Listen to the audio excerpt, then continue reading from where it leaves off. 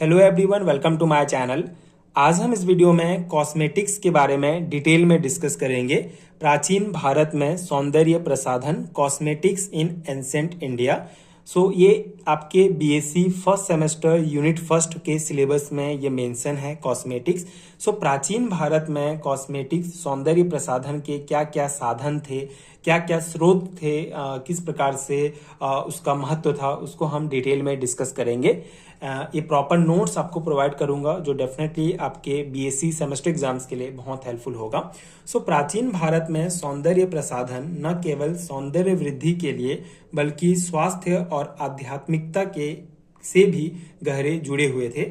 आयुर्वेद के सिद्धांतों पर आधारित इन सौंदर्य उत्पादों का उपयोग प्राकृतिक सामग्री से किया जाता था जो शरीर और मन दोनों के लिए लाभकारी माने जाते थे। ठीक है, तो प्राचीन भारत में जो सौंदर्य प्रसाधन, जो कॉस्मेटिक्स था, वो न केवल सौंदर्य वृद्धि के लिए, ठीक है, बल्कि स्वास्थ्य और आध्यात्मिकता से भी गहरे जुड़े हुए थे। तो आगे हम देखेंगे कि आध्यात्मिकता से किस प्रकार से जुड़े हुए थे। तो आपको बेसिक इंट्रो में ये ध्यान रखना है कि प्राचीन भारत में सौंदर्य प्रसाधन केवल सौंदर्य के लिए नहीं बल्कि स्वास्थ्य और आध्यात्मिकता से भी जुड़े हुए थे। आयुर्वेद के सिद्धांतों पर ये सभी जो है आधारित थे। ये सौंदर्य जो उत्पाद थे ये प्राकृतिक सामग्रियों से बनाए जाते थे, ठीक है, एंड इसका उपयोग किया जाता था। तो ये इसका बेसिक हो गया हमारा इंट्रो। अब हम एक एक करके सौंदर्य प्रसाधन देखते हैं जो प्राचीन भारत में उपयोग किए जाते थे। पहला है उबटन। उबटन एक पारंपरिक मिश्रण था जिसे त्वचा की सफाई, मृत त्वचा को हटाने और उसे चमकदार बनाने के लिए इस्तेमाल किया जाता था। इसमें हल्दी, चंदन, बेसन और दूध या गुलाब जल मिलाया जाता था। इसे विशेष रूप से विवाह और धार्मिक उत्सवों के दौरान इस्तेमाल किया जाता था। ठीक है, तो उबटन जो है एक पारंपरिक मिश्रण था जो बेसिकली हल्दी, चंदन, बेसन और दूध, गुलाब जल, इन सबको मिलाकर एक मिश्रण तैयार किया जाता था जिसका मेन काम था त्वचा की सफाई, मृत त्वचा को हटाना। ये सब विवाह, धार्मिक उत्सवों के दौरान जो है इसका उपयोग किया जाता था। ठीक है, दूसरा हमारा है बालों की देखभाल। बालों की देखभाल प्राचीन भारत में कैसे करते थे? तो पहला है मेहंदी, जिसे हीना कहा जाता है। मेहंदी का उपयोग बालों और हाथों को रंगने के लिए किया जाता था। जैसे मेहंदी का उपयोग आज भी बालों को रंगने के लिए किया जाता है, उसी प्रकार प्राचीन भारत में भी मेहंदी का उपयोग बालों और हाथों को रंगने के लिए किया जाता था। यह न केवल बालों को प्राकृतिक रंग देता था बल्कि उन्हें कंडीशन भी करता था। ठीक है, जैसे आज शैम्पू, कंडीशनर अलग से यूज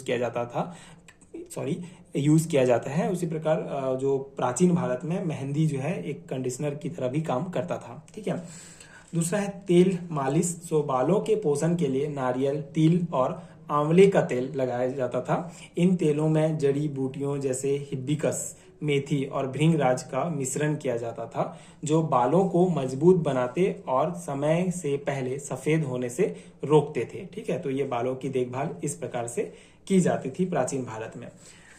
नेक्स्ट पॉइंट है हमारा काजल। काजल जो है प्राचीन भारत में यूज किया जाता था और काजल से रिलेटेड कुछ पॉइंट हम यहाँ पे डिस्कस करते हैं। जैसे काजल या सुरमा प्राचीन समय में आंखों की सुंदरता बढ़ाने और उन्हें हानिकारक किरणों से बचाने के लिए इस्तेमाल किया जाता था। ठीक है, जो सुरमा या काजल जो यूज करते थे वो आंखों की सुंदरता बढ़ाना ही उसका काम मुख्य नहीं था, बल्कि जो हानिकारक किरणें होती हैं सूर्य की, उससे भी बचाता था। और यह सामान्यतः दीपक की कालिख और घी से बनाया जाता था और इसमें जो है एंटीबैक्टीरियल गुण भी होते थे। ठीक है, तो ये काजल एक सौंदर्य सामग्री थी। ठीक है, चौथा पॉइंट है हमारा इत्र और सुगंधित तेल। प्राकृतिक फूलों जैसे चमेली, गुलाब, चंदन और खस से इत्र और सुगंधित तेल बनाए जाते थे। इन्हें त्वचा पर लगाने से न केवल खुशबू आती थी बल्कि यह शरीर को ठंडक और आराम भी प्रदान करता था। ठीक है, तो सुगंधित तेल, इत्र जो है किससे बनाते थे? प्राकृतिक फूल जैसे चमेली, गुलाब, चंदन और खस से जो है ये सुगंधित तेल बनाए जाते थे। ठीक है, अगला पॉइंट है हमारा सिंदूर और बिंदी। सिंदूर क्या होता है? विवाहित महिलाएं अपनी मांग में सिंदूर लगाती थीं जो पारंपरिक रूप से हल्दी और चूने या पारा सल्फाइड सिनाबार से बनाया जाता था। यह सांस्कृतिक और धार्मिक महत्व रखता था। यहाँ पे हम एंसेंट इंडिया में जो कॉस्मेटिक्स है उसके बारे में पढ़ रहे हैं। तो सिंदूर जो है अभी भी विवाहित महिलाएं सिंदूर लगाती हैं, ठीक है। लेकिन जो पुराने जमाने में, जो प्राचीन भारत में हल्दी, चूने या पारा से बनाया जाता था, ठीक है। और यह सांस्कृतिक और धार्मिक महत्व रखता था और अभी भी रखता है, ठीक है। बिंदी, माथे पर बिंदी लगाने की परंपरा थी जो प्राकृतिक रंगों और जड़ी बूटियों से बनाई जाती थी। इसे तीसरी आंख का प्रतीक माना जाता था। तो ये सिंदूर और बिंदी के संबंध में। होठों और गालों का रंग, तो होठों और गालों को रंगने के लिए प्राकृतिक सामग्री जैसे केसर, चुकंदर और पान के पत्ते का उपयोग किया जाता था, ठीक है। प्राचीन भारत में होठों और गालों को रंगने के लिए प्राकृतिक सामग्री जैसे केसर, चुकंदर और पान के पत्तों का उपयोग किया जाता था। केसर को इसकी सुनहरी आभा के लिए विशेष रूप से प्रिय माना जाता था, ठीक है। तो ये कुछ हमारे सौंदर्य सामग्री थे, सौंदर्य प्रसाधन, जो कॉस्मेटिक्स थे जो प्राचीन भारत में यूज किए जाते थे, ठीक है। अब ये जो हमारा कॉस्मेटिक्स था, जो सौंदर्य प्रसाधन थे, उसका आध्यात्मिक और सांस्कृतिक महत्व क्या था। प्राचीन भारत में सौंदर्य प्रसाधन केवल सौंदर्य बढ़ाने तक सीमित नहीं थे, बल्कि उनका आध्यात्मिक और सांस्कृतिक महत्व भी था। काजल, सिंदूर और बिंदी लगाने को नकारात्मक ऊर्जा से बचाने वाली प्रक्रिया माना जाता था, ठीक है। काजल, सिंदूर और बिंदी लगाने को नकारात्मक ऊर्जा से बचाने वाली प्रक्रिया माना जाता था। कई सौंदर्य उत्पाद धार्मिक आस्थाओं से जुड़े थे, जैसे कि हल्दी को शुभ और स्वास्थ्यवर्धक माना जाता था, ठीक है। तो ये कुछ आध्यात्मिक और सांस्कृतिक महत्व आप लिख सकते हैं कॉस्मेटिक्स का। नेक्स्ट, अब हम इसके निष्कर्ष की अगर हम बात करें तो प्राचीन भारत में सौंदर्य प्रसाधन प्राकृतिक, जैविक और पर्यावरण के अनुकूल थे। वे न केवल सौंदर्य वृद्धि के लिए बल्कि स्वास्थ्य और कल्याण के लिए भी बनाए जाते थे, ठीक है। प्राचीन भारत में सौंदर्य प्रसाधन प्राकृतिक, जैविक और पर्यावरण के अनुकूल थे, ठीक है, क्योंकि ये प्राकृतिक चीजों से ही बनाई जाती थी। वे न केवल सौंदर्य वृद्धि के लिए बल्कि स्वास्थ्य और कल्याण के लिए भी बनाए जाते थे।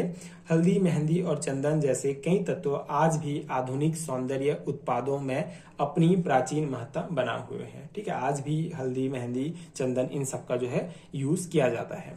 तो ये था हमारे प्राचीन भारत में सौंदर्य प्रसाधन कॉस्मेटिक्स, जो आपके सिलेबस में दिया गया है बीएससी फर्स्ट ईयर के, ठीक है। और ये मैंने आपको कंप्लीट है रिटन नोट्स प्रोवाइड किया। आई होप कि ये नोट्स आपके एग्जाम प्रिपरेशंस के लिए हेल्पफुल हो। स्पेशली थ्योरी एग्जाम के पर्सपेक्टिव से ये नोट्स बनाया गया है, तो डेफिनेटली ये नोट्स आपके लिए बहुत हेल्पफुल होगा। हिंदी मीडियम्स के लिए नोट्स है, अगर आप इंग्लिश मीडियम के स्टूडेंट्स हैं तो उसका भी नोट्स आपको मिल जाएगा। आप नीचे डिस्क्रिप्शन बॉक्स में आपको लिंक मिल जाएगा, आप चेक कर सकते हैं। इसके अलावा अगर आपको बीएससी सेमेस्टर एग्जाम्स के लिए और है रिटर्न नोट्स चाहिए तो उन सभी का लिंक भी आपको नीचे डिस्क्रिप्शन बॉक्स में मिल जाएगा, आप चेक कर सकते हैं एंड नोट्स डाउनलोड कर सकते हैं। नोट्स डेफिनेटली आपके एग्जाम प्रिपरेशंस के लिए बहुत हेल्पफुल होगा। एंड हम यहाँ पे BSc chemistry unit first part A का केमिस्ट्री इन एंशिएंट इंडिया का जो टॉपिक्स हैं उनको डिस्कस कर रहे हैं। कई वीडियोस मैंने अपलोड किया है, आप चैनल के प्लेलिस्ट में जाके चेक कर सकते हैं, वीडियोस देख सकते हैं। आगे हम और भी बहुत इंपॉर्टेंट वीडियोस डिस्कस करेंगे इस यूनिट से रिलेटेड। सो अगर वीडियो हेल्पफुल है तो चैनल के साथ जुड़े रहिए and thank you so much for watching.